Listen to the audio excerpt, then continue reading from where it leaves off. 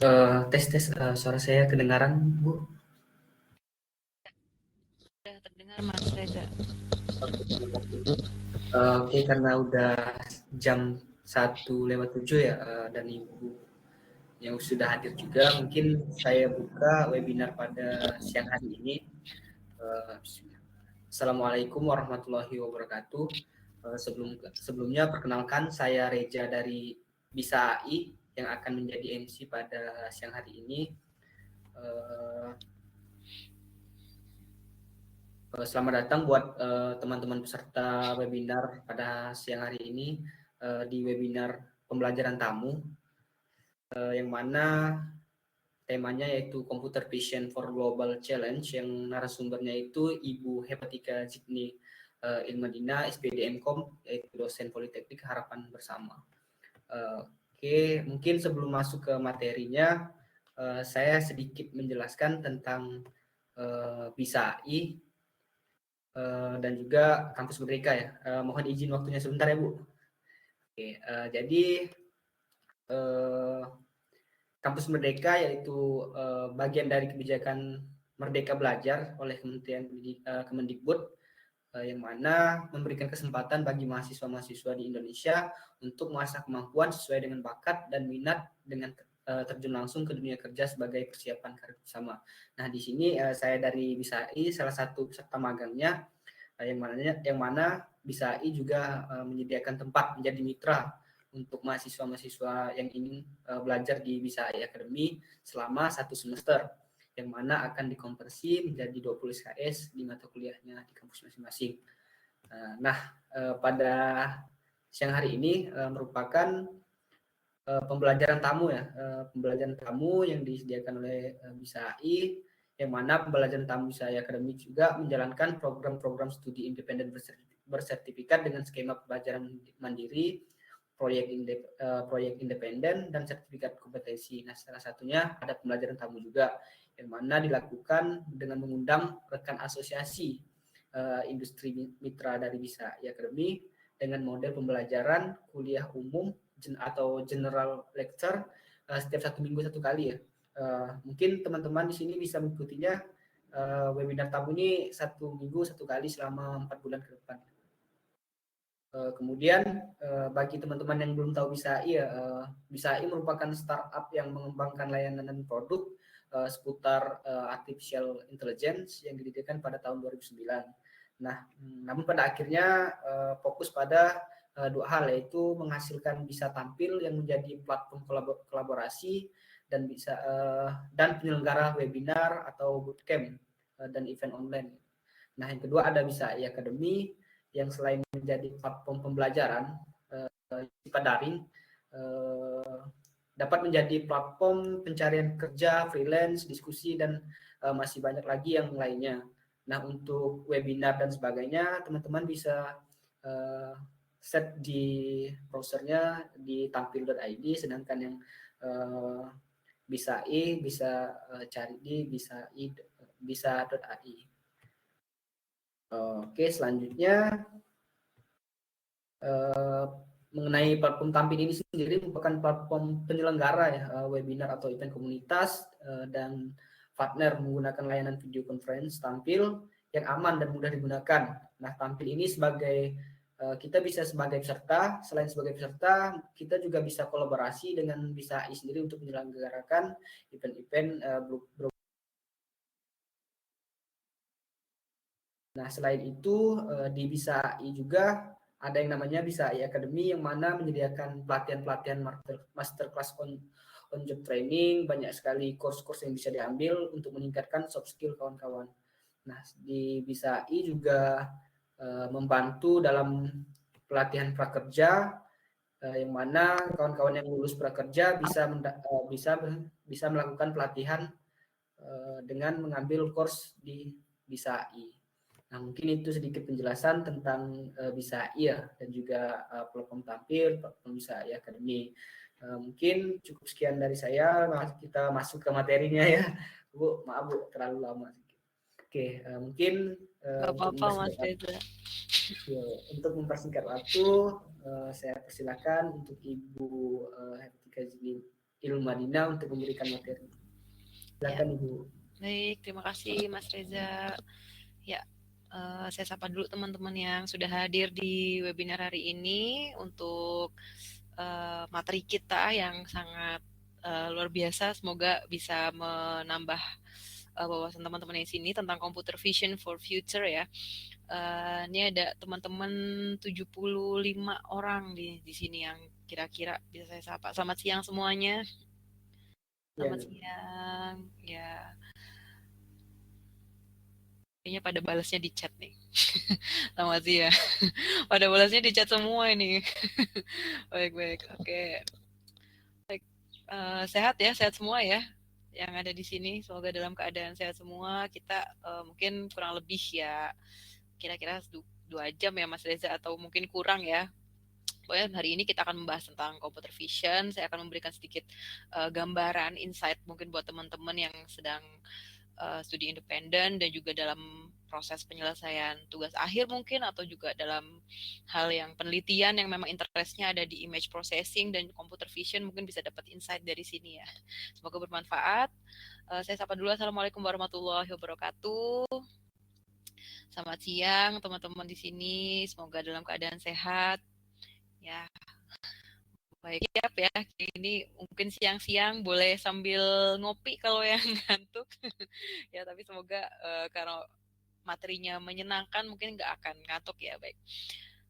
Saya mungkin izin share screen dulu ya. Nanti teman-teman kalau memang suara saya ada terputus atau apa mungkin bisa langsung interupsi by ini ya, by suara ya, karena memang apa yang namanya saya mau share-nya Windows PowerPoint ya, jadi nggak bisa multi tab ke ini ke meetingnya. Kalau misalkan saya upload ke Drive kan mungkin bisa ya, tapi ini saya mau share-nya share window. Jadi kalau saya suaranya terputus atau memang tiba-tiba menghilang, nanti bisa langsung interupsi ya.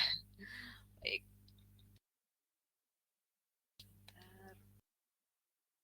Sudah muncul di slide belum ya?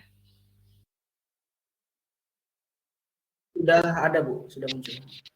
Ya, baik. Oke. Bismillahirrahmanirrahim. Saya mulai dulu untuk pembelajaran tamu pada siang hari ini, yaitu Computer Vision for Future.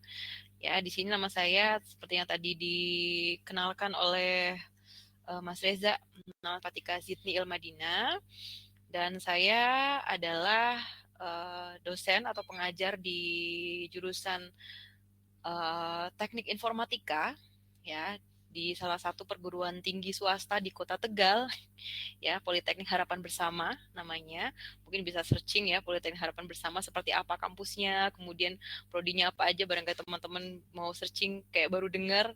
Nah, ini saya dari kampus di Tegal, Politeknik Harapan Bersama, dan saya kebetulan lulusan dari Universitas Negeri Yogyakarta, S1-nya dan S2 di Universitas Indonesia, dan saya memang interest di artificial intelligence dan image processing.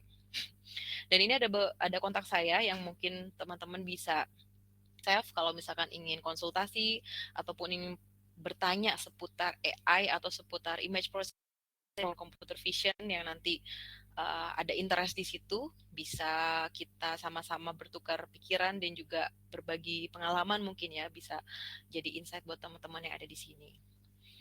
Baik, nah ini kita sebelum ke computer vision-nya, alangkah baiknya kita kenalan dulu nih sama di awalnya ya, di awalnya tentang image processing, sama seperti saya pertama kali ngasih tadi kenalan dulu saya siapa. Di sini pun kalau kita mau belajar computer vision itu kita kenalan dulu sama ranah yang memang melingkupi itu. Jadi sebenarnya computer vision adalah bagian dari image processing, karena keseluruhan proses yang dilakukan di computer vision adalah proses pengolahan citra, atau yang mungkin bahasa kerennya adalah image processing ya, bahasa Indonesianya pengolahan citra, dan biasanya adalah citra digital.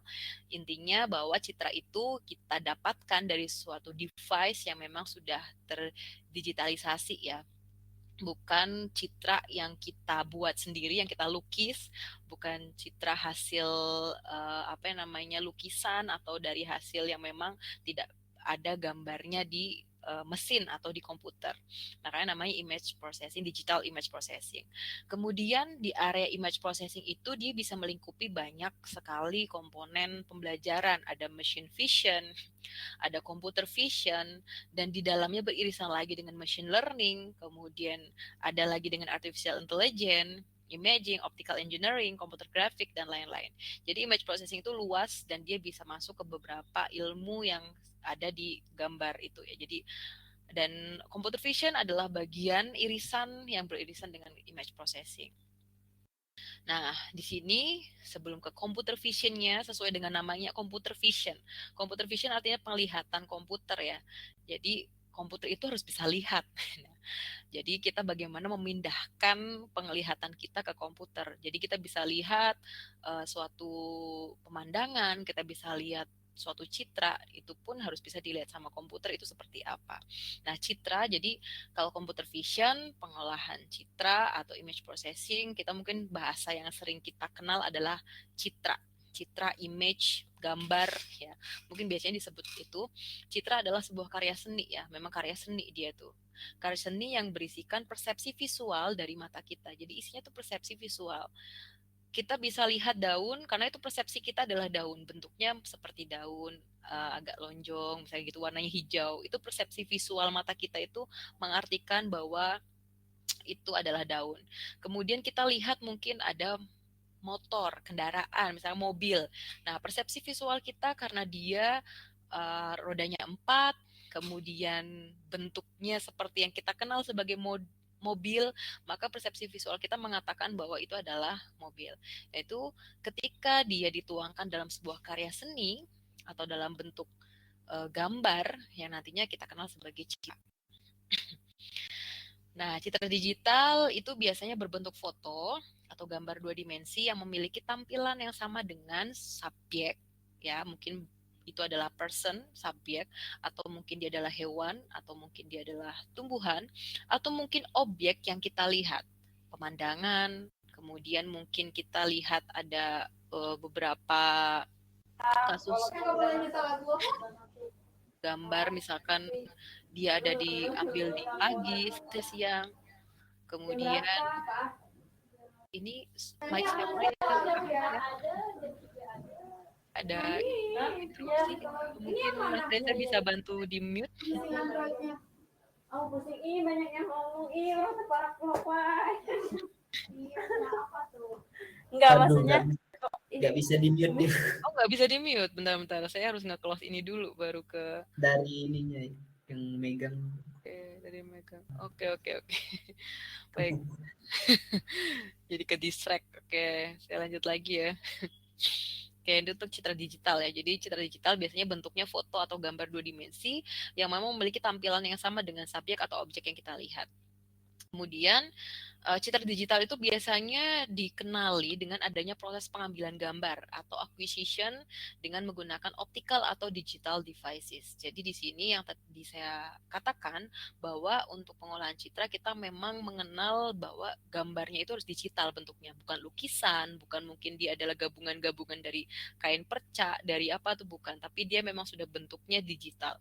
Kalaupun itu adalah lukisan, lukisan itu harus kita ambil ulang dengan menggunakan optical atau digital devices seperti scanner dengan menggunakan kamera ya. Jadi beda ceritanya. Jadi harus berbentuk digital. Itu nanti citra yang akan kita olah. Nah, kenapa sih kita harus menggunakan citra digital?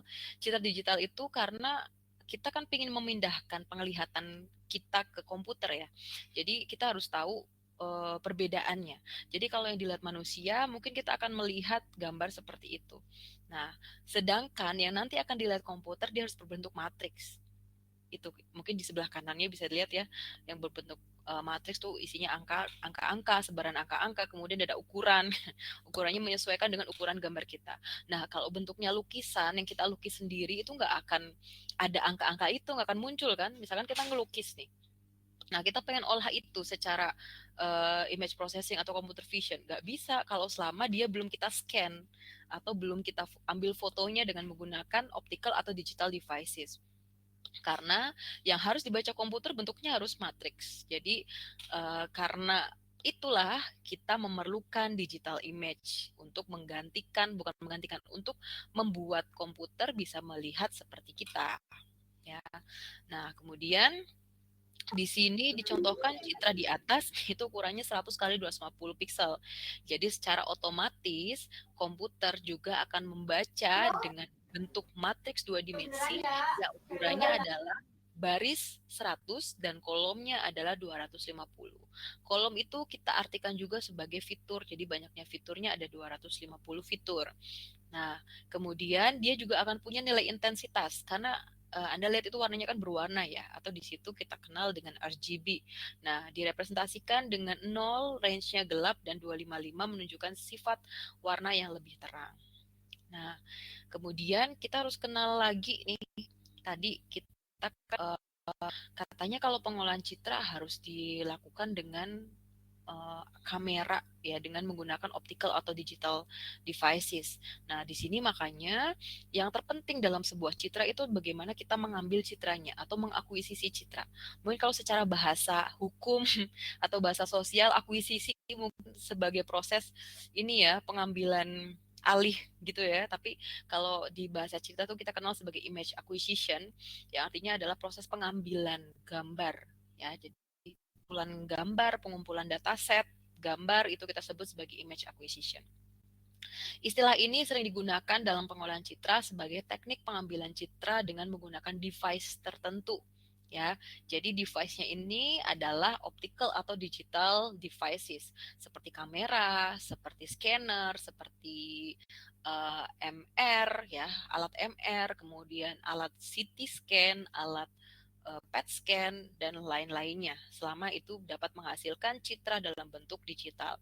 Kemudian proses akuisisi citra ini membutuhkan 3 komponen utama, ya. Tadi dari alat-alat yang saya sebutkan itu sebenarnya ada 3 komponen utamanya.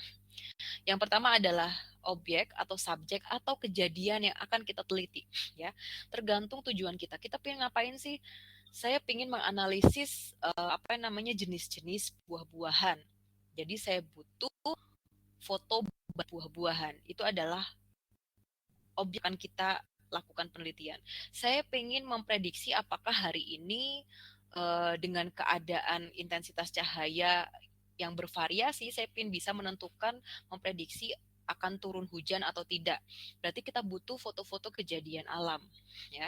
Jadi kita butuh 3 komponen utama. Yang pertama objek, subjek ataupun kejadian. Jadi tergantung dari apa tujuan kita.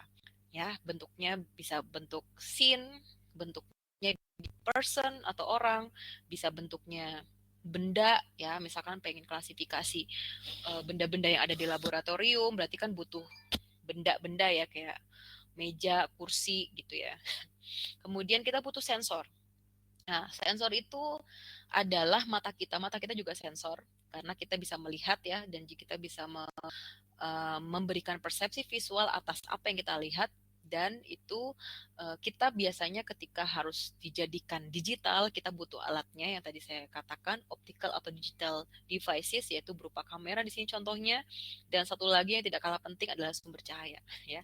Jadi 3 komponen utama itu adalah subjek, objek, ataupun kejadian, sensor, dan juga sumber cahaya. Nah, kemudian jenis-jenis citra berdasarkan devices akuisisinya, ini kita bagi macam-macam. Ada citra infrared yang pertama. Nah, ini contohnya.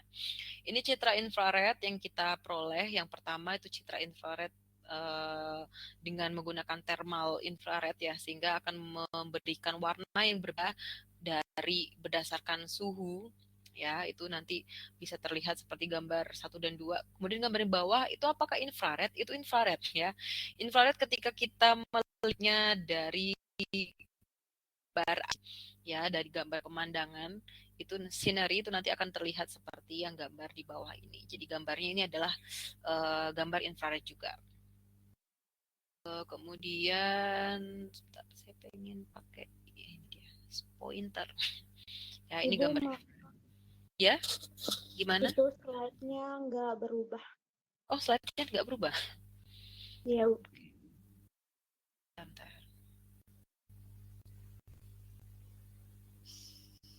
Ini nggak berubah ya. Saya ulangi lagi.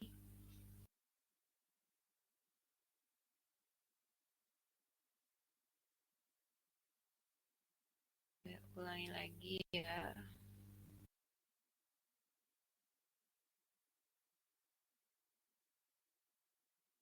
Slide-nya sudah terlihat?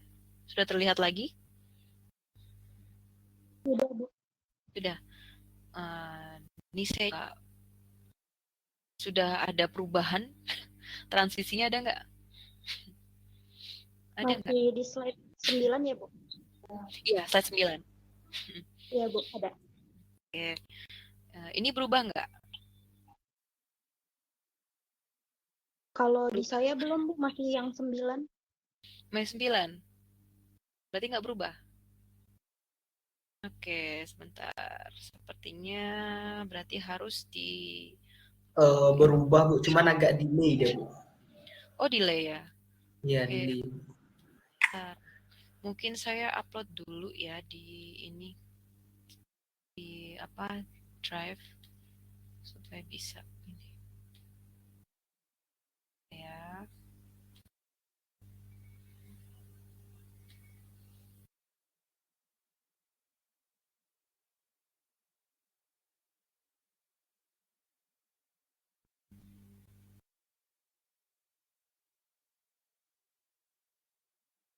Yang paling kompatibel pakai ini nih, pakai Google Slide.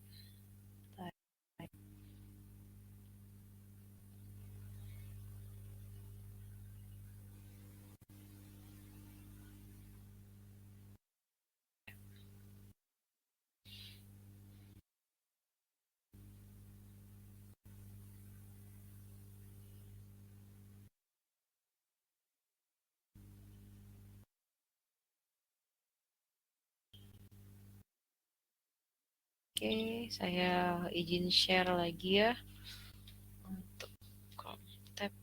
Nah, langsung pakai ini aja deh. Kalau ini biasanya cepat. Saya ulangi sampai yang tadi infrared ya. Nah, ini sudah berubah ke slide 9 lagi. Udah Bu, aman-aman Bu. Aman ya. Oke. Saya ulangi lagi. Nah, ini contoh-contoh untuk gambar-gambar yang ada di infrared ya. Jadi ketika kita menggunakan device dari infrared, nanti hasilnya akan seperti gambar yang ditunjukkan tuh. Nah, kemudian infrared kalau ketemu RGB juga nanti dia bisa seperti ini gambarnya, seolah-olah kayak di salju ya. Ini adalah gambar infrared. Nah, ini kalau misalkan berdasarkan device akuisisi lainnya, ada citra X-ray, atau kita kenal mungkin sebagai ronsen ya. Nah, irang di paru-paru, kemudian telapak tangan, gigi, dan juga kepala. Nah, ini bisa dilihat bentuknya seperti apa dan jenis citranya seperti apa, itu akan terlihat bedanya dengan tadi yang infrared.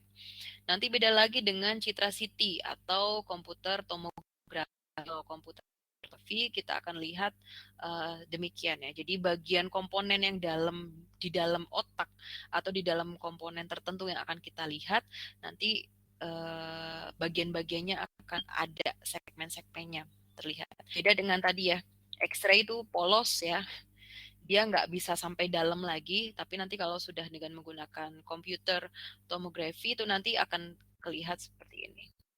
Bagian dalam otaknya terlihat, jadi dia akan melihat lebih dalam lagi.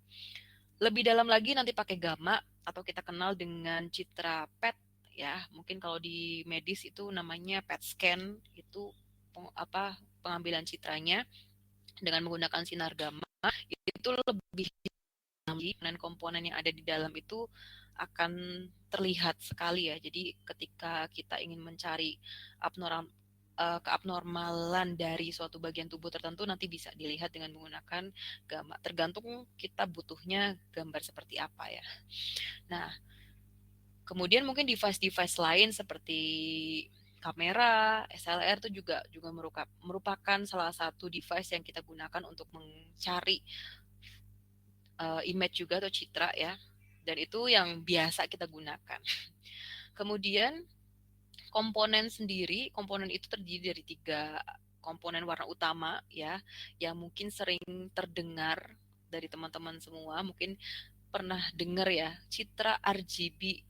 Nah, karena itu terdiri dari 3 channel komponen warna utama. Jadi kalau gambar berwarna, intinya kalau citra berwarna-warni itu kita kenal sebagai citra RGB. Dan di situ terdiri dari 3 channel, ada red, green, sama blue, 3 komponen warna utama. Dan kemudian nanti pun kita akan kenal yang namanya citra monokrom ya. Jadi dia berbentuk dari hanya hitam dan putih atau biner ya. Nah, kemudian warna citra selain RGB, citra juga dapat berubah menjadi monokrom, black and white, dan juga bisa berubah menjadi grayscale ya. Jadi kalau komponen monokrom mungkin kita kenal dia punya komponen black dan white. Nah, ini kalau grayscale dia tuh punya rentang antara 0 sampai 1 ya. Jadi nggak biner. Kalau biner itu kan jelas 0 dan 1. Kalau dia nggak putih ya hitam, itu biner. Tapi kalau grayscale dia itu ada rentang di antara 0 sampai 1. Maksudnya seperti apa, Bu? Jadi ketika dia berwarna dan mendekati dengan warna gelap, maka nilainya akan mendekati 0 ya. Tapi ketika dia semakin berwarna terang ya, kemudian dia mendekati putih, warnanya terang kan, jadi dia mendekati ke putih, maka dia level keabuannya akan mendekati 1. Jadi dia ada di antara tengah-tengah. Makanya tuh kalau grey itu kan abu-abu ya, hal yang mungkin kita belum tahu pastinya 0 atau 1, itu kan abu-abu karena dia ada di range di tengah-tengah itu. Jadi kita tidak bisa menilai dia hitam atau dia putih, enggak, tapi dia gray scale, abu-abu. Nah, kemudian secara umum setelah kita mengumpulkan akuisisi citra dari berbagai sensor, selanjutnya kita dapat ke proses selanjutnya. Nah, kemudian proses selanjutnya adalah kita mulai mengolah. Mengolah itu dapat diartikan sebagai penggunaan algoritma-algoritma komputer dalam mengolah sebuah citra digital. Goals-nya atau tujuannya adalah menghasilkan kualitas citra yang lebih baik atau enhance, atau menggali informasi tertentu pada sebuah citra digital. Jadi goals dalam pengolahan citra ada 2, yaitu kualitas citranya jadi semakin baik, atau kita mendapatkan informasi tertentu dari citra. Nah, ini langkah-langkah umum dalam pengolahan citra digital. Itu ada beberapa langkah yang bisa saling melengkapi.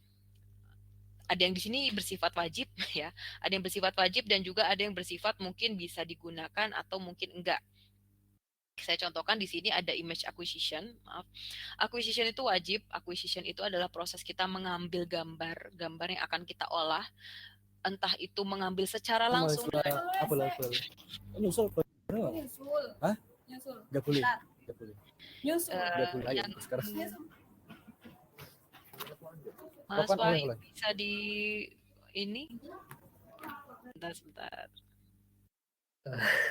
Dan saya nggak bisa mute Nggak Bu. bisa ya, dari Mas Reza nggak bisa mute ya. Oke, Nggak oke. bisa. Udah kayaknya udah nge-mute sendiri. Baik. Saya lanjut lagi ya, maaf untuk interupsinya. Baik.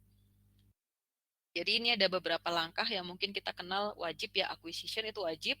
Di situ proses kita mencari citra, entah itu dengan menggunakan device yang kita punya atau kita mengambil dari expert ya, dalam artian misalkan kita butuh foto-foto tentang hutan, kita butuh foto tentang penginderaan jauh, kita berarti mencari dari yang punya foto itu ya, instansi ataupun lembaga yang memang menyediakan foto tersebut. Kita minta izin dan minta fotonya.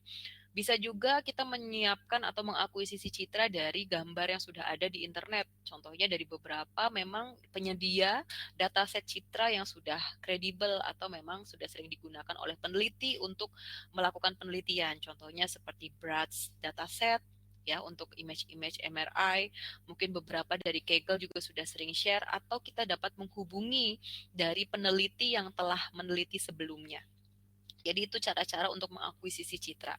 Jadi akuisisi citra itu tidak hanya kita ambil fotonya sendiri, tapi bisa dari orang lain yang memang kita kumpulkan. Intinya proses pengumpulan citra. Mengapa namanya akuisisi? Karena itu, karena dia citranya orang lain, tapi kita akuisisi, kita pakai, ya. Makanya kita sebut sebagai image acquisition.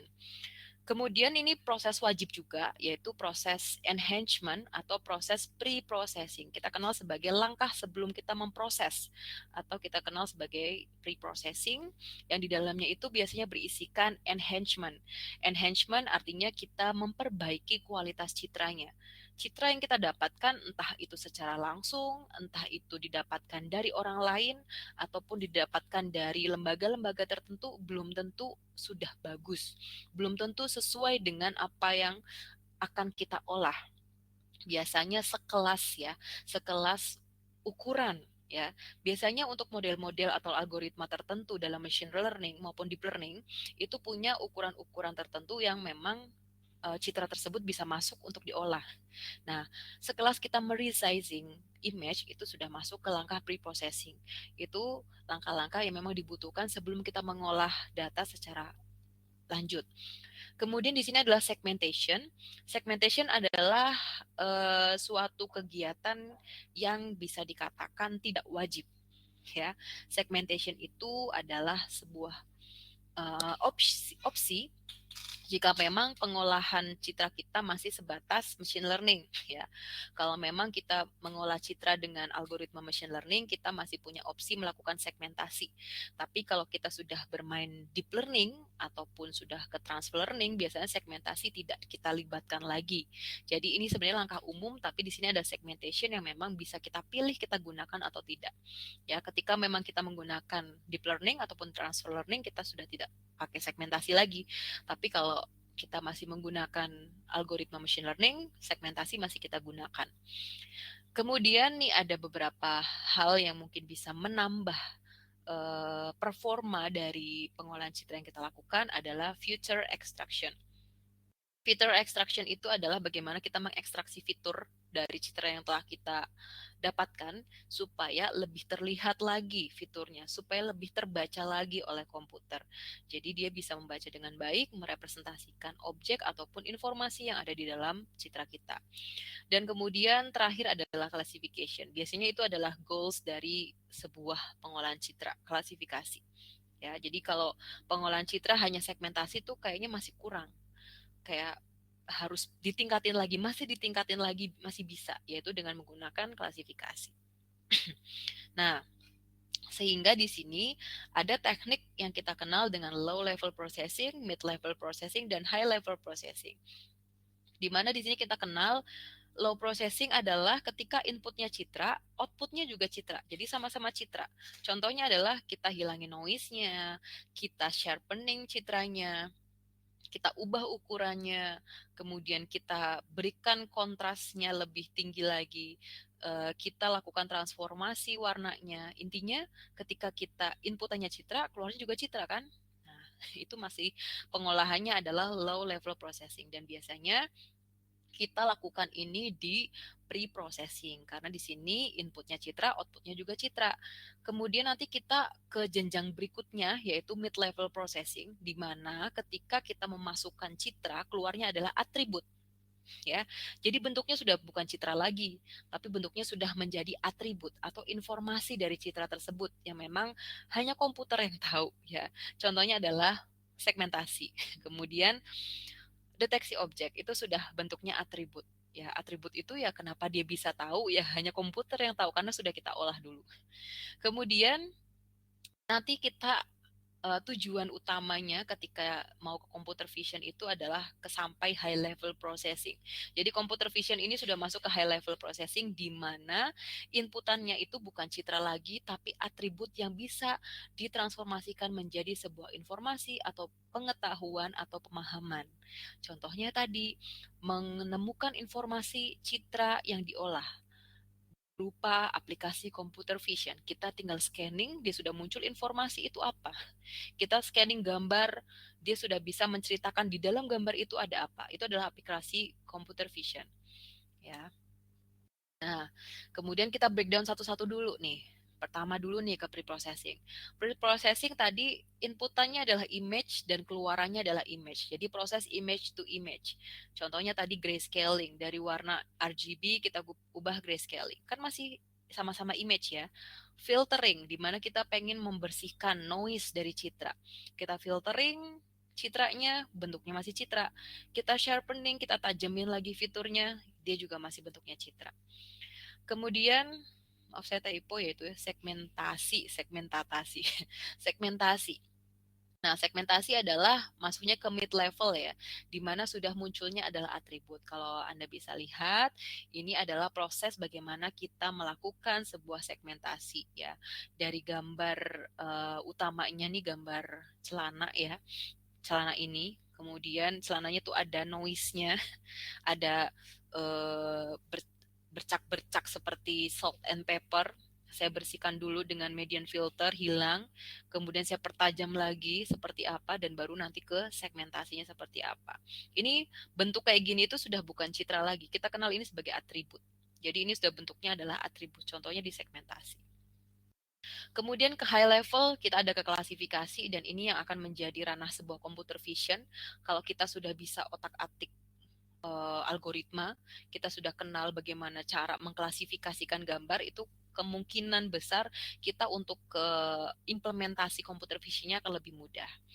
Di sini klasifikasi adalah proses penentuan kelas yang diawali dengan memberikan pengenalan terhadap fitur citra setiap kelasnya. Makanya kita kenal mungkin bahasanya adalah supervise pada sebuah sistem. Kemudian klasifikasi itu sendiri bertujuan untuk memprediksi kelas dari input yang diberikan, di mana outputnya itu nanti berupa kategori. Contohnya, kita bisa membuat sebuah aplikasi untuk menentukan gender. Nanti akan muncul informasinya ketika kita mukanya ada di depan kamera, nanti muncul informasi kita perempuan atau laki-laki.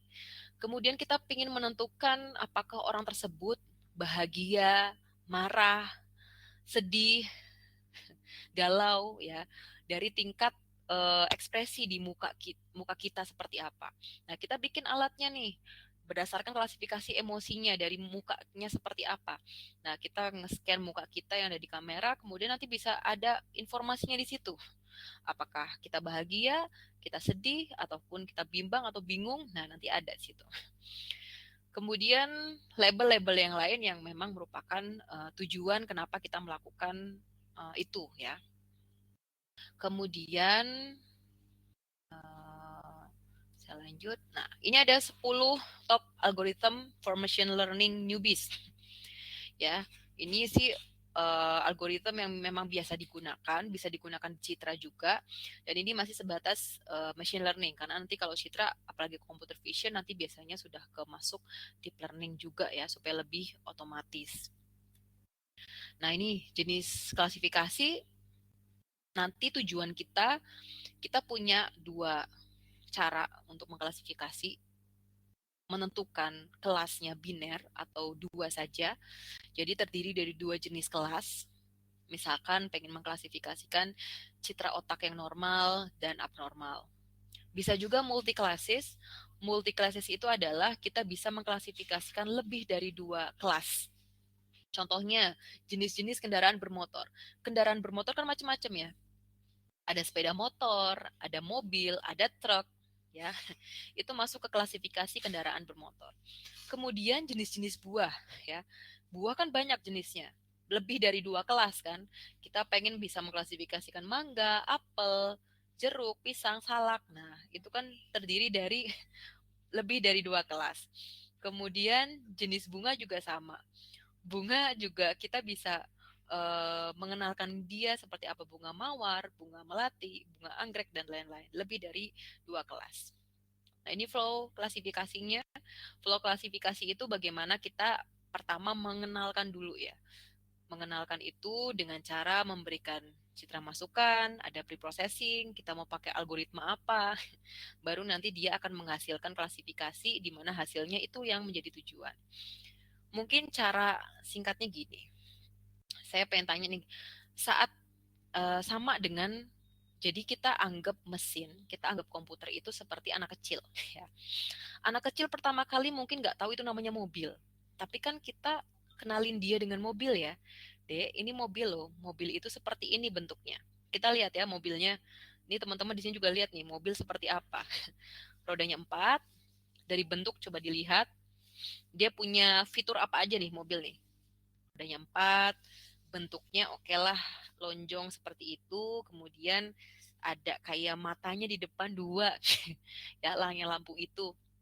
Nah, itu satu mobil yang kita kenalkan dan warnanya merah.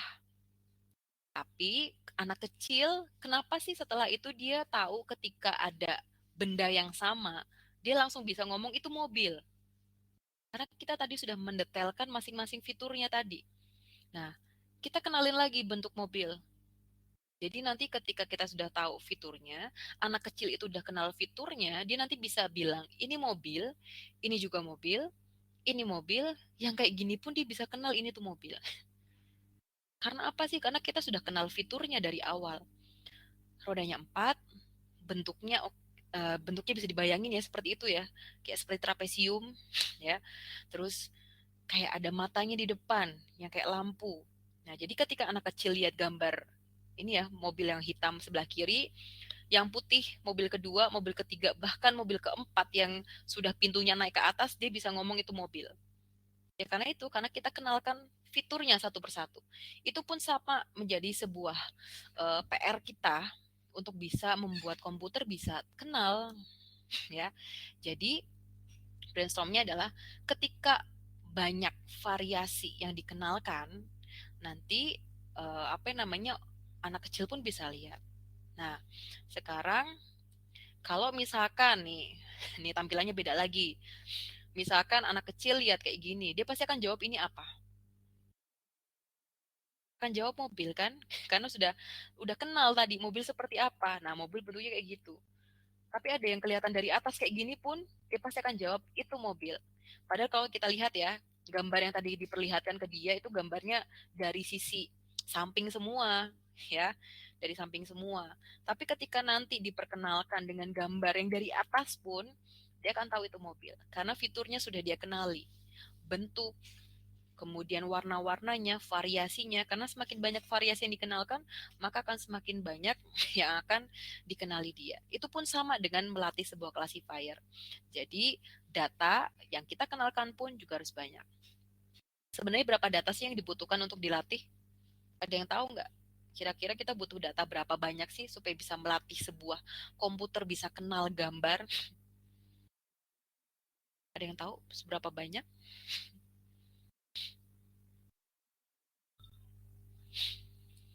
Secukupnya. Jawabannya secukupnya. Jadi tidak boleh terlalu banyak dan tidak boleh terlalu sedikit, jadi harus secukupnya. Dan ini tergantung dengan kompleksitas metode yang kita gunakan. Kalau metodenya sangat dalam, kita butuh data yang semakin banyak juga. Kalau metodenya tidak terlalu dalam, ya kita bisa menggunakan data yang lebih sedikit dibandingkan data yang dengan metode dalam. Kemudian terlalu banyak data itu akan menyebabkan overfitting. Jadi kalau overfitting kita harus hapus beberapa. Dan kalau terlalu sedikit, nah tidak dikenali juga oleh model klasifikasi. Jadi kita kenal secukupnya. Tidak boleh terlalu banyak dan tidak boleh terlalu sedikit, harus cukupnya. Nah, jadi di sini saya punya quotes ya. Persiapkan dulu data citramu sebelum kamu mulai melatih classifier. Dicek dulu, dicek kualitasnya, dicek dalam segi kecukupan datanya, cukup nggak datanya. Jadi disiapin dulu, kalau udah siap baru kita ngolah. Jadi nggak akan nggak akan kita dua kali ya. Jadi kita langsung aja siapin dulu, ketika data itu udah fit, udah sesuai, baru nanti kita olah. Nah, proses setelah data siap, kita bisa mulai melatih dia, latih modelnya. Mau pakai machine learning, mau pakai deep learning, itu boleh. Kita mau pakai apa? Kita tentuin dulu modelnya. Setelah itu, kenalkan dengan beberapa citra yang menjadi tujuan klasifikasi. Misalkan kita pingin mengenalkan dia dengan kendaraan tadi ya, maka kita kenalin dia dong dengan jenis-jenis kendaraan. Apa aja yang pengen kita kenalin? Kita pengen dia bisa mengenali motor, mobil, sama truk. Ya udah, jadi kita kenalin modelnya itu dengan 3 gambar itu. Gambar mobil seperti apa sih? Kita kasih yang banyak variasi gambar mobil. Pengen tahu sepeda motor seperti apa? Kenalin ke dia. Gambar sepeda motor yang banyak, variasinya kenalin. Kemudian truk juga siapin yang bervariasi supaya dia bisa kenal. Nah, pertanyaan saya, jika ingin membangun sistem yang dapat membedakan buah-buahan, kira-kira citra apa aja yang bisa digunakan? Ada yang bisa jawab? Kira-kira kalau saya pengen bikin nih sistem bisa mengklasifikasikan atau membedakan buah-buahan, saya tuh butuh citra apa aja? Citra digital iya. Apa aja dong? Citra buah. Citra buah bisa contohkan mungkin Mas Arik. Citra buahnya apa aja?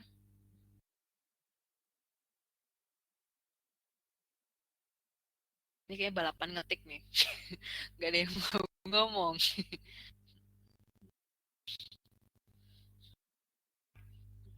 Citra digital betul. Kita butuh citra digital. Kira-kira citranya apa sih? Kita mau kenalin dia. Dia buahan. Jadi kita kenalin dia dengan apa? Tadi kan saya bilang kalau pengen membedakan kendaraan, saya pengennya 3 kelas. Saya sediain gambar motor, gambar mobil, gambar truk. Jadi nanti dia bisa kenal 3 kendaraan. Nah, saya pengen dia bisa kenalin buah-buahan nih. Jadi citra apa aja nih yang kira-kira bisa kasih link? Ini pertanyaan agak menjebak ya. Ayo, kira-kira gimana? Citra apa aja? Buah berbiji, buah tidak berbiji. Boleh, berarti nih gambarnya harus dibelah dulu ya Mas buahnya, biar kelihatan bijinya. Oke nih Mas Jeremias, betul ya.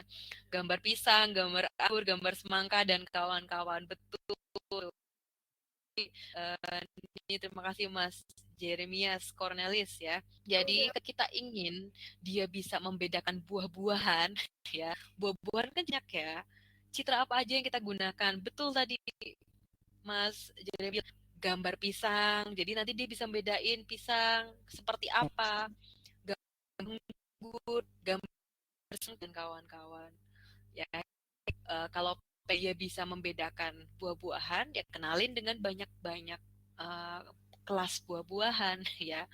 Bukan daunnya Mas Ahmad Yudan. Jadi kita kenalin dia dengan berbagai jenis buah-buahan. Ya, jadi dia nantinya bisa mengenali atau membedakan buah-buahan seperti itu. Nah, di sini ada teknik untuk pengenalan atau pelatihannya. Jadi kalau misalkan kita pengen kenalin, kita biasanya bagi data dulu ya. Data dibagi menjadi data training atau data latih, data yang akan kita kenalkan, dan juga data uji atau data testing, data yang kita sembunyikan. Data yang sembunyikan supaya nanti ketika dia sudah dilatih, bener nggak dia udah kenal gitu loh. Jadi kita kenalin dulu nih, pakai ini, pakai gambar latih.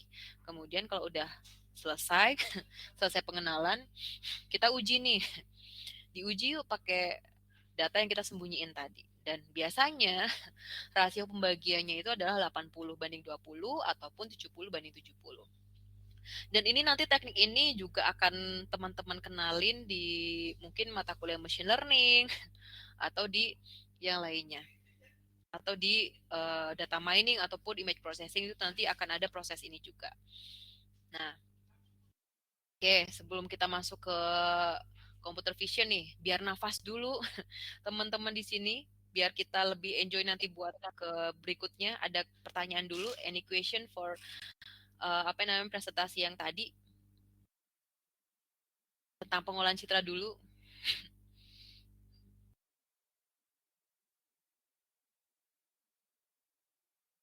Nah, ada pertanyaan nggak? Oke, bagaimana kita tahu kalau data kita sudah cukup? Kemudian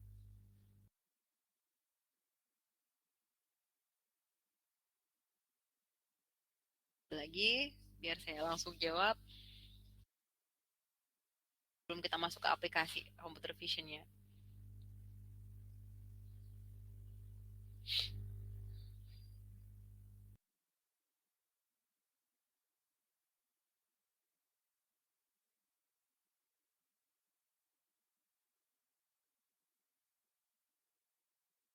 Oke, Mas Wahyu, raise hand. Gimana Mas? Ada yang mau ditanyakan dulu? Silakan Mas Wahyu.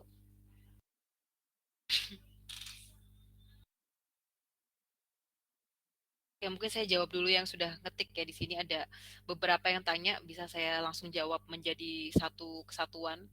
Apakah semua gambar bisa menjadi bahan untuk pengolahan citra? Bisa. Jadi semua gambar itu selama dia bentuknya digital tadi ya, selama bukan gambar lukisan yang kita lukis sendiri.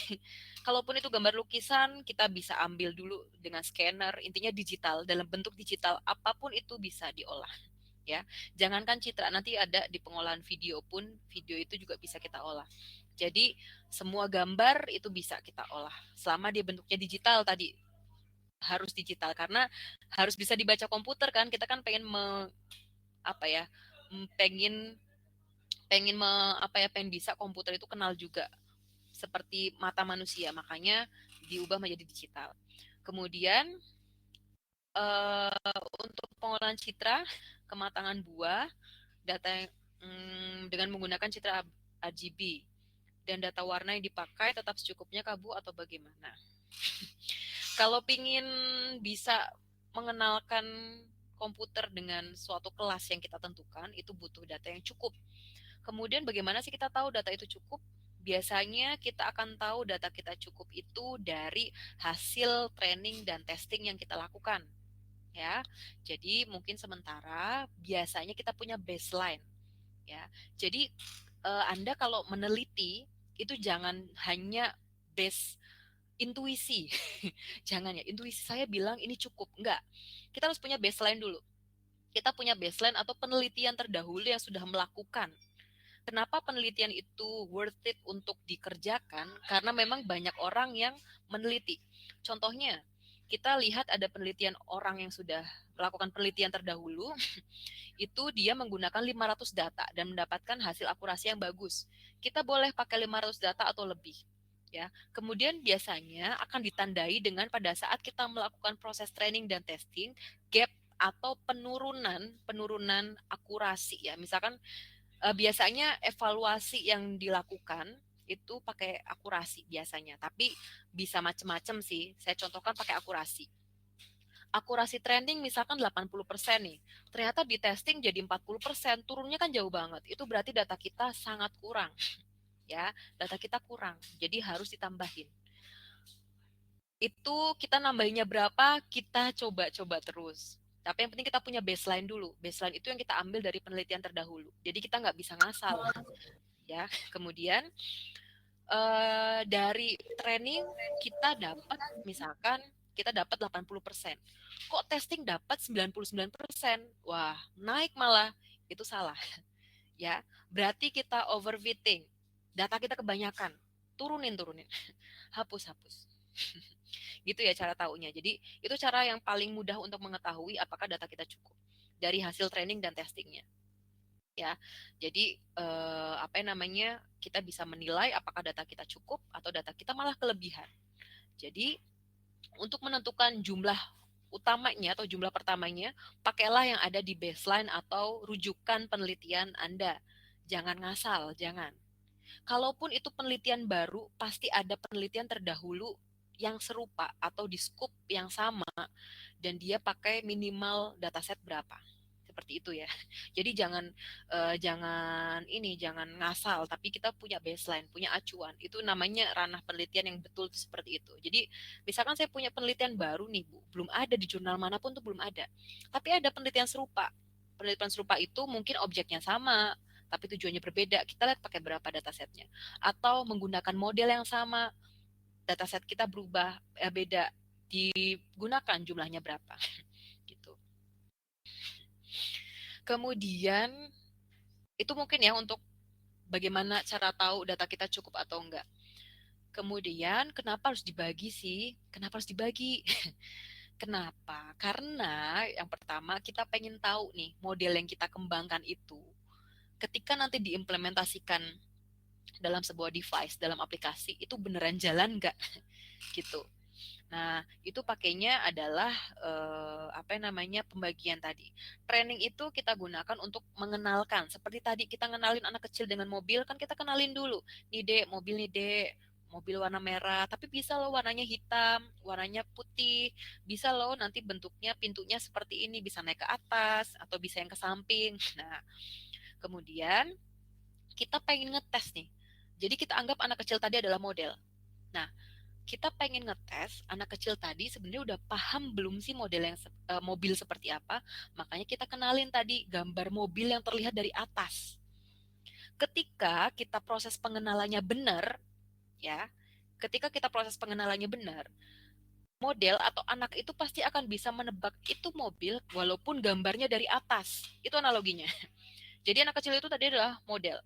Kita kenalin dia dengan jenis-jenis mobil nih, macam-macam. Kita pengen tahu nih, pengen ngetes. Dia sebenarnya tahu nggak nih mobil seperti apa? Iseng, gambarnya dari atas. Kenal nggak? Ketika dia kenal berarti proses pelatihan kita berhasil. Tapi kalau misalkan enggak, ya berarti kita masih kurang mengenalkan dia dengan mobil. Seperti itu. Makanya ada proses training dan testing. Kita pengen ngetes dulu nih, bisa apa enggak. Jadi kalau sudah berhasil, baru deh nanti kita ajak dia kemana, seperti model. Jadi model tuh kita implementasikan nanti kemana, ke device, ke aplikasi, seperti itu. Gitu ya. Kemudian ada tahap evaluasi. Oke, nanti kita bahas setelah ini. Habis ini ada proses evaluasi juga.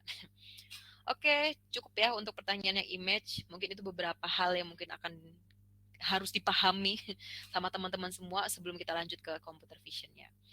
Karena computer vision harus lebih dalam. Kita nggak bisa membuilding computer vision kalau misalkan kita nggak tahu apa-apa tentang image processing, gitu ya. Oke, ini kemudian, nah kita lanjut ke latih. Tadi kenapa sih butuh dibagi? Ya, karena kita butuh ini, pengen tahu sebenarnya classifier kita tuh bisa nggak buat membedakan tadi. Makanya di sini Mas Wahyu, apakah mau tanya Mas Wahyu? Senggreng. Api. Mas Wahyu? Rampingan api. Nggak tanya ya, baik. Jadi di sini kita melatih classifier, itu kita ingin mengimplementasikan metode yang dipilih dengan dataset yang sudah disiapkan. Kita proses kenalannya seperti itu. Kayak tadi mengenalkan mobil ke anak kecil. Kemudian kita melakukan proses pengenalan pada data training yang telah kita bagi. Makanya ada pembagian. Kemudian evaluasi classifier tersebut. Nah, tadi yang nanya, ada nggak evaluasinya? Ada. Evaluasi performa model itu kita bisa banyak cara. Salah satunya akurasi mungkin yang sering kita lakukan. Jadi ada banyak cara yang nggak cuma akurasi. Ada speed atau kecepatan, ada robustness, ada scalability, ada interpretability. Jadi ada banyak cara untuk mengetes apakah performa dari metode yang kita gunakan itu sudah tepat atau belum. Ya, kita breakdown satu-satu untuk kriteria evaluasinya. Ini ada speed atau kecepatan. Kecepatan itu kita pengen tahu seberapa cepat nanti device itu untuk mengenali. Jadi yang unggul dalam pengolahan citra, dalam computer vision adalah metode yang membutuhkan komputasi yang cepat dibandingkan dengan metode lainnya. Maaf, saya minum dulu. Ya, jadi kita butuh komputasi yang cepat. Kemudian robust. Robust itu artinya bahwa performa classifier itu tergantung pada data latih. Jadi dia tidak nyeleneh atau ajek. Jadi dia itu hasilnya itu tidak akan jauh dari data latih. Itu robustness. Ya. Kemudian evaluasi lainnya scalability. Scalability artinya kemampuan sebuah metode dalam mempelajari data besar dengan baik dan juga akan berkorelasi dengan kecepatan komputasi. Kemudian interpretability. Interpretability adalah kemampuan dia bisa mengenali data latih yang menghasilkan prediksi yang tepat sesuai dengan penciri data latih dan model atau hasil sederhana mudah dipelajari. Kemudian ini mungkin yang sering kita gunakan adalah akurasi. Akurasi itu bisa kita peroleh dari data testing yang kita gunakan. Kemudian kita menggunakan data tanpa label atau data baru yang benar-benar data baru. Kemudian nantinya ketika model bisa memberikan label sesuai dengan data latihnya, itu berarti akurasinya tinggi. Kemudian ketika jumlah label yang diprediksikan itu yang tepat itu lebih banyak, maka akurasinya juga tinggi. Dia bisa untuk mendeteksi error atau tidaknya sistem atau algoritma. Dan juga nanti bisa diinterpretasikan dalam bentuk persentase. Biasanya akurasi seperti itu ya. Nah, ini beberapa contoh akurasi performa itu seperti itu ya. Jadi ada nilai prediksi dan juga ada nilai sebenarnya. Di situ kita bisa mencari nilai precision, recall sama akurasinya. Itu teknik yang biasa kita lakukan. Kemudian nah, kita baru masuk nih ke computer vision. Nah, kita brainstorming dulu untuk computer vision-nya. Ini bisa saya play nggak ya? Aduh, nggak bisa saya play ya. Oke, sebentar. Saya stop sharing dulu. Itu harusnya saya bisa play nih. Bentar.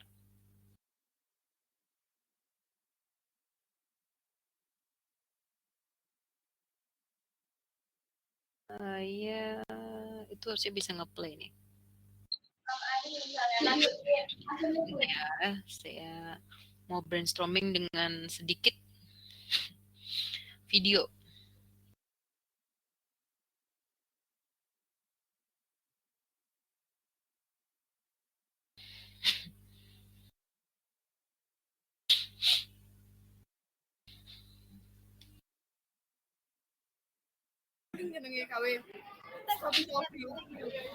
Sudah muncul ya? Sudah muncul? Sudah ya? Ini saya play dulu.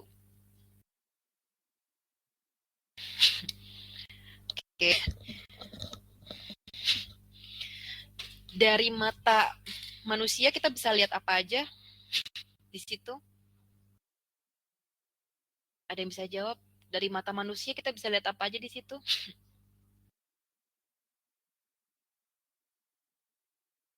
Mungkin bisa diaktifin mic-nya ya kalau mau jawab. Ini saya nggak bisa dua-duanya nih. Ya udah, tuh kira-kira ada yang bisa gunung, tiang, mobil, jalan, pohon. Oke, marka jalan. Oke, jalan raya. Oke, Mbak Deva. Kira-kira apa nih Mbak Deva? Yang izin ya Bu. Hmm, Jadi yang bisa dilihat dari mata manusia ya Bu. hmm, Pertanyaannya. hmm. Itu Bisa apa? bisa kita lihat ini ya Bu. Kejujurannya kalau kita lagi ngomong sama dia jawabnya jujur apa enggak, kelihatan dari matanya Bu. Enggak, dari ini nih, dari gambar ini yang dilihat dari mata Oh, manusia. Iya, dari gambar ini yang lagi jalan. ada awan, mobil, motor, jalan, pohon, pemandangan, terus kayak tiang listrik. Oke, Lagi banyak ya yang bisa dilihat. Oke, banyak Bu. banyak. Terima kasih Mbak Deva. Nah, Gunung, sekarang apalagi tuh gunung. Bu. Nah, Dan saya macam lainnya Bu. saya persempit lagi, misalkan saya hanya ingin lihat kendaraan. Yang dilihat mata manusia apa?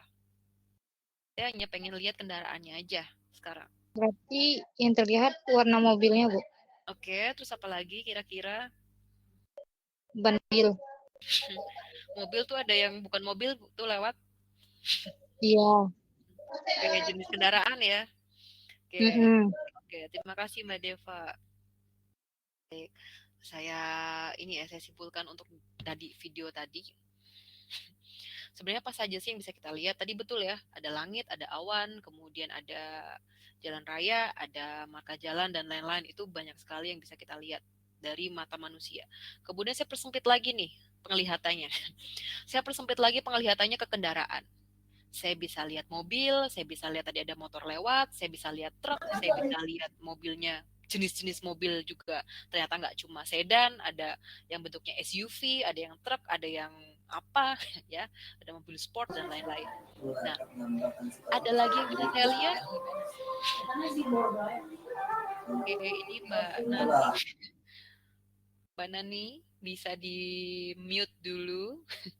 Ini nanti di sini ikut nyanyi semua ini. Terima kasih. Nanti di sini pada ikut nyanyi semua ntar. Ya, kalau tidak mau menjawab di mute dulu ya teman-teman ya. Nanti teman-temannya yang terganggu yang lagi mendengarkan. Baik. Jadi kalau dilihat dari mata manusia, kalau saya persempit lagi ke kendaraan, saya bisa lihat tadi jenis-jenis kendaraan, warna juga bisa lihat ya. Nah, kemudian dari mata manusia pun saya bisa menghitung dalam satu hari kendaraan yang lewat itu berapa ya. Jadi itu yang akan bisa dilihat oleh mata manusia dan itu sangat mudah ya. Tapi kalau misalkan komputer itu bagaimana kita nanti membuat dia bisa mengenali kendaraan, bagaimana dia bisa menghitung, itu nanti bisa dilakukan, bisa ya. Oke, Mbak Nani, ada yang ingin ditanyakan dari tadi mute dan unmute. Oke, thank you. Di unmute dulu ya Mbak Nani ya. Terima kasih. Oke. Jadi di sini fundamental dari computer vision tadi ya, karena kita sebagai high level processing, tadi yang sebagai manusia lihat ada kendaraan. Ya. Dari kendaraan pun kalau kita lihat lebih dalam lagi, di situ ada jenis-jenis kendaraan. Lebih dalam lagi warna kendaraannya. Lebih dalam lagi kita menghitung kendaraannya. Jadi itu yang bisa dilihat oleh mata manusia sedalam itu. Tapi kalau dengan computer vision, kita bagaimana membuat komputer bisa seperti itu. Jadi dia sebenarnya adalah ilmu yang mempelajari bagaimana komputer mampu mengenali objek yang diamati atau diobservasi. Dan di sini komputer harus memiliki peran yang sama dengan mata manusia. Makanya, tadi mata manusia tuh bisa sampai ngitung loh. Jadi, komputer pun bisa. Tapi bagaimana caranya itu yang harus kita bersama-sama lakukan penelitian supaya dia juga bisa menghitung kendaraan yang lewat. Ya, jadi makanya di sini dia bersama-sama dengan siapa sih? Makanya di sini pengolahan citra bersama dengan kecerdasan buatan atau artificial intelligence mampu menghasilkan sebuah sistem intelijen visual atau visual intelligence system.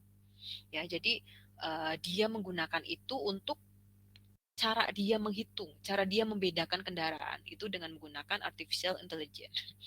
Dan di sini ada beberapa aplikasi computer vision yang mungkin pernah kita kenal, yaitu robotik untuk navigasi, untuk kontrol, kemudian medical image analysis, kemudian ada industrial inspection ya, jadi pengukuran, fault checking, defect checking, proses control itu juga menggunakan computer vision, OCR atau optical character recognition seperti text reading, kemudian plot classification ya, kemudian ada remote sensing, land use and environmental monitoring, kemudian ada psikologi AI ya, jadi kita bisa melihat dari penglihatan komputer kita moodnya lagi apa ya. Itu juga dikembangkan dengan computer vision. Di sini ada pertimbangan dalam perancangan computer vision, informasi apa yang ingin diperoleh dan bagaimana informasi tersebut dimanifestasikan dalam citra. Jadi bagaimana komputer bisa membedakan satu objek dengan objek lainnya. Makanya pinter-pinternya kita seperti apa. Jadi itu yang akan diinformasikan dari aplikasi. Jadi kita harus tahu pengetahuannya itu dalam citra itu apa, supaya nanti bisa dikomunikasikan, diinformasikan dari aplikasi yang kita kembangkan. Nah, di sini kecepatan pemrosesan dan representasi knowledge-nya itu adalah yang paling utama dalam computer vision. Ingat ya, jadi bedanya kalau pengolahan citra itu kita bebas menggunakan metode sedalam-dalamnya. Meskipun komputasinya butuh waktu 3 hari, seminggu, asal dia dapat menghasilkan sebuah pengklasifikasian dengan evaluasi performa yang tinggi. Tapi kalau computer vision kita lebih menitik beratkan pada kecepatan pemrosesan dan juga representasi knowledge atau pengetahuannya. Jadi di sini yang perlu diantisipasi dalam pembuatan aplikasi computer vision adalah persyaratan real-time processing-nya. Kecepatan pemrosesan sangat diperhatikan dalam computer vision. Jadi nggak ada tuh alat pendeteksian pelanggaran lalu lintas ya. Terdeteksi jam 14.16. tapi hasilnya nanti 3 hari kemudian. Enggak. Pinginnya ketika dia di scan 14-16, paling tidak 1 detik ataupun 3 detik selanjutnya, dia sudah memberikan hasilnya dia melanggar atau tidak. Itu namanya kecepatan pemrosesan. Jadi yang sangat diperhatikan dalam computer vision. Nah, lalu bagaimana untuk implementasi pada sistem atau aplikasi dengan basis computer vision? Kira-kira alat-alatnya apa aja? Tadi ya, alat-alatnya yang mungkin dikembangkan tadi dari surveillance yang ada di jalan raya, itu dia bisa membaca plat, sehingga kalau ada pelanggaran lalu lintas, platnya sudah diketahui, plat mana yang melanggar, itu sudah terhubung dengan database pemiliknya siapa, alamatnya di mana, dan lain-lain. Makanya kalau misalkan teman-teman ini ada yang pernah melihat plat yang baru, ya, yang sudah memperpanjang plat atau yang baru membeli kendaraan baru, platnya pasti warnanya hitam dan putih. Karena itu sedang dipersiapkan untuk bisa dilakukan secara real time untuk melakukan tilang otomatisnya. Ya, jadi setelah ke-scan oleh surveillance kamera, kemudian terbaca dengan jelas platnya berapa, nanti akan dicocokkan dengan database yang ada di Satlantas, akan terlihat di situ yang melanggar namanya siapa, jam berapa, alamatnya di mana, dan berapa denda yang harus dia bayar berdasarkan dari pelanggaran yang dia lakukan. Itu beberapa contoh yang sudah diimplementasikan di kita. Mungkin itu penjelasan untuk computer vision. Kenapa lebih banyak image processing-nya, Bu? Karena computer vision adalah sebenarnya dia hal yang harus kita kembangkan ketika kita sudah paham image processing, ya.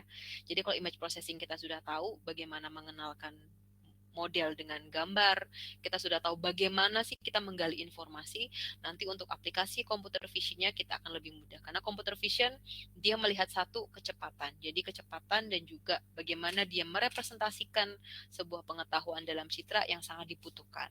Ya, jadi itu yang dibutuhkan dalam computer vision. Oke, mungkin itu yang bisa saya paparkan untuk pembelajaran tamu hari ini. Ini Mas Reza, pertanyaan dari saya atau Mas Reza yang akan mengarahkan pertanyaan? Mungkin waktu saya kembalikan ke Mas Reza lagi, ke MC kita. Oke, terima kasih Bu. Mungkin dari saya aja ya Bu. Oh gitu, oke Mas Reza. Gimana Mas Reza? Buat teman-teman yang mau bertanya ya, dipersilakan ya untuk raise hand terlebih dahulu. Mungkin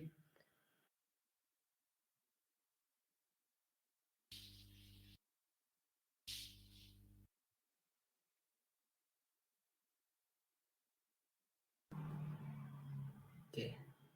Enggak apa-apa ya, mungkin enggak usah malu-malu ya kawan-kawan Iya, di nggak sini. usah malu-malu ini. Siapa yang mau tanya, mungkin kalau malu bisa diketik, nanti biar Mas Reza yang bacain. Silakan Oke. diketik tadi kayak pas di tengah-tengah sesi kan saya memberikan pertanyaan tuh banyak yang tanya tuh. Barangkali ini mulai terbayang apa yang mau ditanyakan. Ini saya kasih brainstorm satu lagi kali ya. Ini ada saya mau ngasih.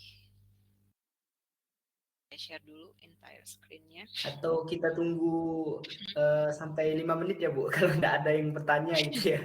Oke, bentar nih Mas. Saya mungkin kasih lihat ini ya, kasih lihat apa yang sudah bisa dilakukan oleh computer vision ya. Ini terlihat nggak ya? Jadi di situ kalau ini salah satu kelihatan nggak? Kelihatan Bu. Ini kelihatan nggak? Kelihatan Bu. Kelihatan ya. Nah ini tuh salah satu aplikasi yang kita kembangkan dengan menggunakan computer vision ya. Jadi dia bisa menghitung mobil. Jadi bagaimana nanti dia deteksi itu mobil, kemudian nanti terhitung. Ya, ini mungkin salah satu contoh yang sebenarnya belum disempurna sih. Ini masih contoh-contoh aja. Contoh kita melakukan computer vision itu untuk apa aja. Kayak tadi ya, saya kasih brainstorm sebuah video yang nanti saya play, mata manusia itu lihat apa aja, dan ternyata setelah tinjau tadi ada jenis-jenis kendaraan, kemudian ada warna, kita bisa hitung juga. Nah, itu sebenarnya dari computer vision. Itu aplikasi-aplikasi dengan menggunakan computer vision. Ayo, ada yang tanya nggak? Code-nya di-share nggak, Bu? Lumayan buat belajar. Oke. Nanti Nah, saya ada kasih. pertanyaan Bu di bawah. Saya yang baca ya Bu. Iya, silakan Mas Reza. Dari Arif Mitsal, izin bertanya Bu, untuk data video seperti contoh tadi, apakah ada tahap processingnya Bu? Nah, mungkin boleh langsung dijawab aja Bu. Ya, makasih. Tadi Mas Arik ya. Mas Arik itu kebetulan tadi pagi ikut kelas saya juga. Ikut kelas saya juga di image processing. Jadi apakah ada tahap pre-processingnya? Ada.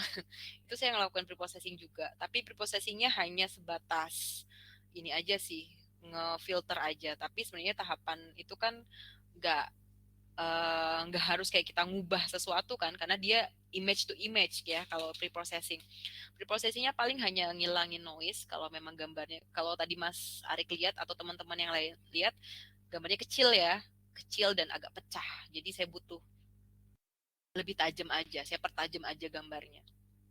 Kemudian juga bisa dilakukan misalkan karena itu tidak real time, dibuat slow, itu juga bisa. Pre-processing dibuat slow supaya nanti bisa nge-counting dengan bagus, lebih tepat. Itu juga bisa dengan menggunakan slow motion, jadi di-slowin lagi pre-processingnya. Jadi pre-processing tetap dilakukan, Mas Arik. Makasih Bu. Gimana Mas Arik, masih ada pertanyaan lagi nih, atau enggak? Nah, dari Mas Faisal nih Bu, izin bertanya Bu, contoh penerapan computer vision selain pada kendaraan seperti apa Bu? Mungkin boleh langsung dijawab Bu. Oke, selain kendaraan, contohnya di security ya, security rumah kita bisa. Kita pengen bikin otomatis tuh, pengenalan otomatis wajah. Jadi ketika si pemilik rumah aja yang bisa buka, itu kita bisa ya. Jadi kita pakai face recognition, kita kenalin dulu nih si mesin, si model dengan wajah-wajah si pemilik rumah. Nah, jadi nanti ketika dia sudah men-scan dan mukanya dia kenal dan dia memang adalah pemilik rumah, nanti baru buka. Itu bisa. Itu contohnya di otomatisasi pintu otomatis ya. Kemudian pingin apa namanya, kita bukan scanner yang bisa langsung membaca muncul tulisan ya. Itu juga menggunakan computer vision juga. Jadi kita scan, nanti muncul tulisannya apa dalam bentuk ketikan. Itu aplikasi sudah ada kan. Itu juga dengan menerapkan computer vision. Jadi dia mendeteksi itu. Robot itu contohnya di kendaraan otomatis. Kenapa kita sebut robot? Karena orientasikan seolah-olah bisa jalan sendiri ya, padahal dia dengan computer vision dia tuh membaca garis. Jadi biasanya kalau mobil otomatis yang bisa jalan sendiri ya tanpa kita setir, itu dia melihatnya adalah dari garis dan juga sensor jarak benda yang mungkin dia lihat dalam berapa meter di depan ya. Itu juga menggunakan computer vision karena kita menentukan kapan mobil berhenti ketika ada benda tiba-tiba 10 cm ada di depannya. Nanti otomatis ngerem atau gimana. Itu nanti bisa diatur seperti itu. Jadi banyak aplikasinya di kendaraan, kemudian kita pengen apa namanya di rumah, itu bisa scanner tulisan, itu bisa kita pengen buat pemindai apa namanya menentukan buah yang matang atau enggak, tadi ada yang nanya, itu juga bisa pakai scanner itu ya. Jadi macam-macam kok, banyak tadi aplikasi-aplikasi computer vision yang tanpa kita sadari tuh banyak. Absen presensi otomatis. Jadi mahasiswa nggak perlu kayak harus login, tapi dia tinggal nge-scan mukanya udah ini. Kita pengen bikin CCTV di kelas, pengen tahu yang nyontek mana enggak berdasarkan gerak motion kita, gestur dari tubuh mahasiswa tuh bisa. Jadi banyak Mas aplikasi yang diimplementasikan dengan computer vision. Tinggal ketika kita sudah tahu caranya, image processing-nya kita kuat, nanti bisa caranya seperti apa. Gitu Mas Reza, Mas Faisal. Oke, makasih Bu jawabannya. Masih udah terjawab Mas Faisal atau ada yang pengen ditanyakan lagi? Kalau enggak ada, mungkin ada pertanyaan selanjutnya dari Kak Lukman Nawawi. Kalau yang video langsung dibuat Rai tanpa dipotong-potong per frame, apa bisa Bu? Nah, Mungkin boleh langsung dijawab aja.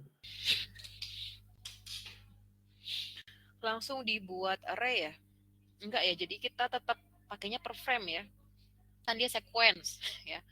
Kita sequence, kalaupun dari video itu pengen kita pengen kita jadikan citra, dia tetap per frame pakainya. Jadi nggak bisa langsung array. Jadi kita potong dulu baru jadiin array. Nggak bisa langsung semua. Tapi kalau real time nanti dia otomatis kayak sudah langsung video capture. Dan capture-nya langsung frame, soalnya dia siapa Mas yang nanya tadi, Mas Lukman. Mas Lukman, jadi bisa langsung. Jadi ketika video capture dia tuh capture-nya frame. Jadi tetap image itu pengolahannya tetap dibikin image dulu per frame. Jadi baru array, nggak bisa langsung array, itu nggak bisa. Oke, terima kasih Ibu. Ada pertanyaan lanjutan nih Bu dari Mas Faisal nih. Oke. Oh iya Bu, terima kasih jawabannya. Kalau sidik jari termasuk nggak Bu ke dalam computer vision? Bisa, sidik jari juga bisa. Kita pengen menentukan gender berdasarkan sidik jari, bisa. Kita menentukan gender dari gigi manusia, itu juga bisa. Jadi macam-macam, gigi, sidik jari, selama itu bentuknya adalah foto atau citra digital, itu bisa kita olah. Ya. Jadi apapun itu dalam bentuk citra digital, itu bisa kita olah selama kita tahu informasinya, kita tahu pengetahuannya. Kita buat membedakan gender dari gigi, contohnya ya Mas, itu ada pengetahuannya. Sudah ada ilmu pengetahuannya, struktur gigi yang perempuan seperti apa, struktur gigi laki-laki seperti apa. Makanya ketika nanti bentuknya citra, itu nanti kita bisa bedakan. Untuk sidik jari, saya yakin juga nanti ada ilmu pengetahuannya dulu, kita tahu bedanya itu di mana, baru nanti kita gali informasi dari pengolahan citranya. Sidik jari bisa, Mas. Oke, jadi bisa ya Mas Faisal, Bisa. sidik jari termasuk ke dalam Jangankan vision. sidik jari, gigi juga bisa soalnya Mas. Ada pertanyaan selanjutnya nih Bu, dari Kak Ahmad. Bu, untuk klasifikasi gambar atau video bentuk formatnya datanya apa Bu? Apakah PNG, JPG atau MP4? Oke. Jadi kalau format gambar itu biasanya yang bisa diolah, karena kita kan biasanya kalau mau ngolah gambar kan pakai modul dari Python ya. Kalau saya pakai Python soalnya itu biasanya kan pakai OpenCV, kalau nggak dari Skimage. Itu biasanya hanya ada beberapa ekstensi yang bisa dibaca. Makanya kompatibel hanya di beberapa ekstensi. PNG masih bisa, JPEG masih bisa, mau pakai BMP masih bisa, pakai TIFF masih bisa. Tapi kalau beberapa case data medical misalkan kita dapat dari CT scan, dapat dari MRI, dari alat-alat medis lainnya, itu biasanya gambarnya formatnya adalah di COMM atau di COM, dan itu harus di-convert dulu ke JPEG. Supaya sebenarnya apa sih tujuannya, kenapa harus dikonversi ke situ? Supaya bisa diolah dengan modul kita, karena modul kita modul yang dari OpenCV maupun dari Skimage itu nggak bisa baca langsung di COM, jadi harus diubah ke ekstensi yang memang bisa terbaca. Kalaupun nanti ada modul yang bisa baca di COM, bisa langsung aja pakai di COM, tapi so far belum ada. Jadi tetap harus dikonversi ke yang ekstensi yang memang bisa dibaca oleh modul yang kita gunakan. Gitu. Kalau untuk video itu bisa AVI, MP4 juga bisa, 3GP juga bisa. Ya, jadi sebenarnya Anda kalau pengen tahu bisa apa enggaknya, Anda pakai modul apa dulu? Pakai OpenCV kah, mau pakai Skimage kah, atau mau pakai apa? Kemudian dicari ekstensi apa saja sih yang bisa dibaca oleh itu. Selama memang ekstensi itu bisa dibaca oleh modul yang kita gunakan atau library yang kita gunakan nggak apa-apa gitu loh. Jadi disesuaikan aja dengan library yang kita gunakan gitu. Modul apa sih yang mau kita pakai gitu. Sudah sangat jelas sekali ya Mas Ahmad ya. Jadi sesuaikan aja sama modul yang kita gunakan. Iya. Untuk formatnya.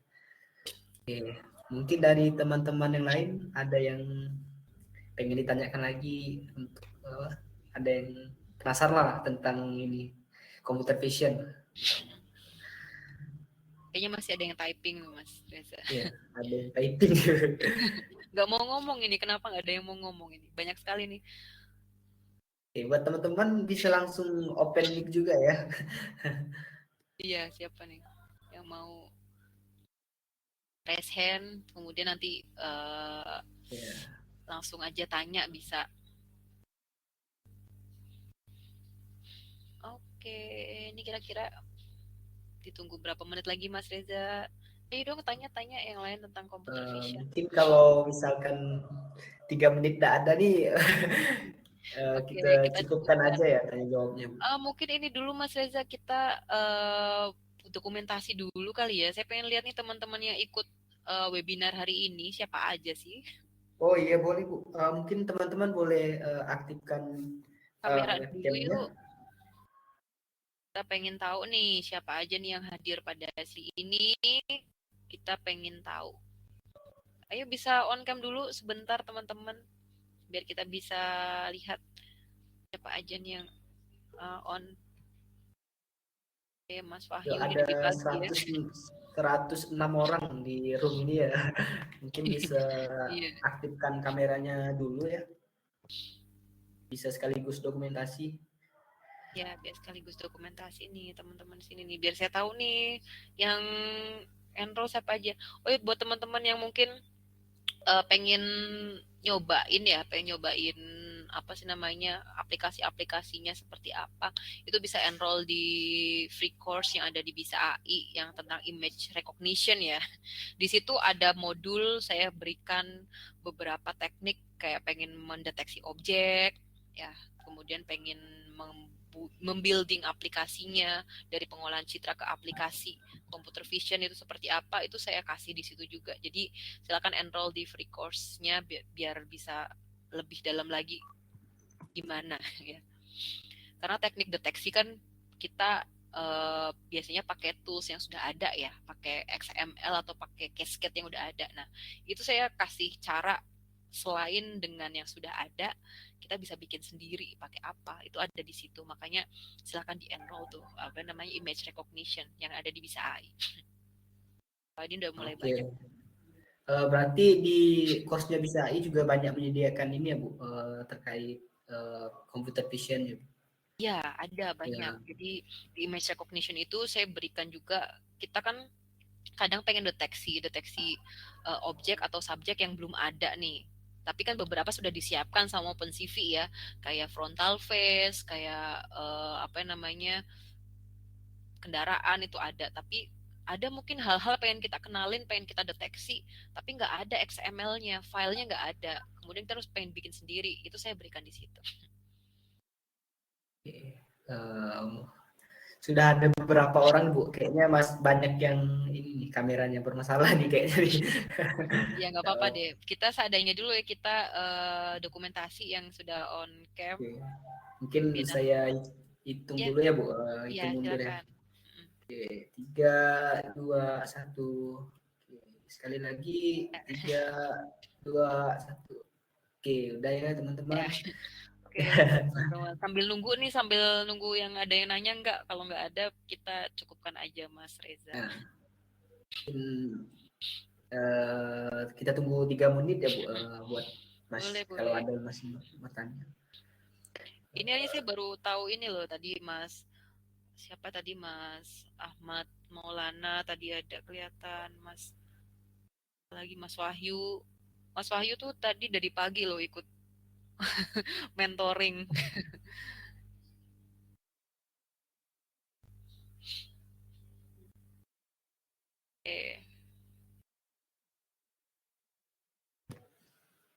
Yuk teman-teman yang masih pengen bertanya nih. Silakan boleh tanya.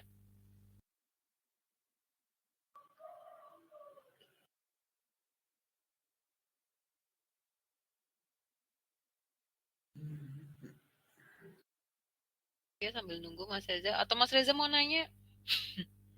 Oh iya, kebetulan saya juga jurusan ini ya Bu, jurusan komputer ya. Oh iya, pengen Mas Reza nanya apa ini jurusannya? sih, Ilkom atau sistem komputer Bu. Oke. Gimana Mas? Pengen nanya ini sih Bu, kalau Citra Pola itu kan ada kayak rencana saya sih Bu buat tugas akhir sih, kayak klasifikasi gitu sih, pakai Citra dan Pola mengenai jamur yang beracun atau enggak gitu. Nah itu kira-kira metodenya yang tepat tuh Metode apa Ibu? Pengen klasifikasinya jamur yang beracun itu. Nah, Mas Iya. Reza pertama harus cari tahu dulu literatur bedanya jamur yang beracun atau tidak berdasarkan bentuk ada atau enggak. Kemudian cari dia itu bisa dikenali sama mata itu yang mana. Jadi kan ini kita harus bisa berpikir yang bisa dilihat mata dulu, ya. Apakah warnanya, apakah bentuknya, apakah coraknya. Nah, itu. Apakah ada yang dari ketiga itu yang bisa dikenalin sebagai jamur yang beracun. Baru ketika misalkan dari bentuk, berarti nanti Mas Reza akan lebih ke proses pengenalan bentuk. Ya, jadi komputer itu sebenarnya nggak tahu ini beracun karena jenisnya A, karena jenisnya B, enggak. Tapi karena bentuknya. Jadi karena dia kenalin bentuk-bentuk jamur beracun seperti apa atau coraknya seperti apa, nanti suatu ketika dia melihat jamur bentuknya kotak, oh itu yang beracun, maka itu nanti akan dia klasifikasikan sebagai beracun. Gitu. Jadi Mas harus tahu pengetahuannya dulu. Jamur beracun itu mau ditinjau dari mana? Yang bisa dilihat oleh manusia. Bentuknya, warnanya, atau corak. Kayak gitu. Kalau misalkan dari corak, berarti nanti Mas main ke pattern recognition-nya. Jadi polanya seperti apa? Pola-pola jamur beracun sama pola-pola jamur yang tidak beracun seperti apa. Gitu. Oke, terima kasih Bu untuk jawabannya. Iya gitu. Mungkin ada yang bertanya nih Bu dari Mas Ahmad. Semisal ada pertanyaan lebih lanjut nih, apakah boleh kontak langsung ke Ibu nih Bu? Boleh, boleh. Silakan, tadi kan sudah saya kasih email ya dan juga nomor WhatsApp, bisa nanti konsultasi lebih lanjut tentang computer vision maupun image processing yang ingin ditanyakan gitu. Nah, bagi yang pengen bertanya lebih lanjut nih ke Ibu, mungkin boleh via email atau via kontak langsung ya Bu? Iya, bisa. Ya, ya. Oke, mungkin kayaknya sudah tidak ada yang bertanya lagi ya Bu. Oke, ya. Mungkin kita akhiri pertemuan pada siang hari ini. Mungkin Ibu ada yang ingin disampaikan terlebih dahulu. Yang ingin saya sampaikan mungkin satu, jangan takut dulu ya untuk belajar citra ya. Jadi ini banyak yang saya beberapa kali ya ketemu dengan ya mahasiswa tingkat akhir yang akan mengajukan tugas akhir tuh kayak takut mau ngambil citra karena takut nggak bisa. Sebenarnya citra itu mudah karena dia adalah objek ataupun subjek yang biasa kita lihat. Tinggal bagaimana kita mencari cara supaya komputer juga bisa memberikan persepsi yang sama terhadap objek atau subjek tersebut sesuai dengan apa yang telah kita lihat. Jadi jangan takut belajar karena referensi ataupun uh, penelitian di bidang image processing maupun computer vision itu sangat luas. Jadi sangat banyak sekali source code, sangat banyak sekali dataset, sangat banyak sekali insight yang bisa diperoleh oleh teman-teman jika ingin meneliti tentang image processing maupun computer vision.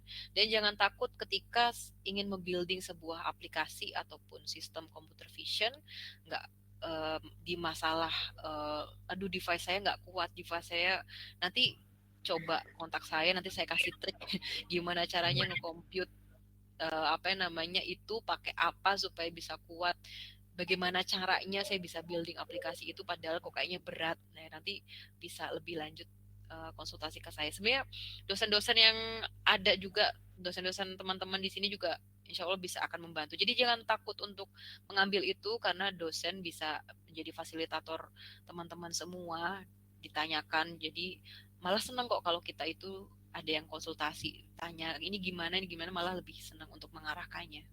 Gitu. Jangan takut belajar image ya. Sedikit soalnya nih yang suka image tuh biasanya. Udah gitu aja Mas Reza. Makasih. Oke, ya, terima kasih Ibu untuk waktunya hari ini. Mungkin teman-teman pesan dari Ibu tadi jangan takut belajar image Bu. Oke, Iya. mungkin kalau udah tidak ada lagi yang ingin bertanya, boleh saya akhiri langsung ya Bu? Iya boleh, silakan Mas Reza. Saya akhiri. Assalamualaikum warahmatullahi wabarakatuh. Assalamualaikum warahmatullahi wabarakatuh. Terima kasih Terima kasih Bu. teman-teman. Iya, makasih Mas Reza, makasih teman-teman yang sudah hadir pada pembelajaran tamu hari ini.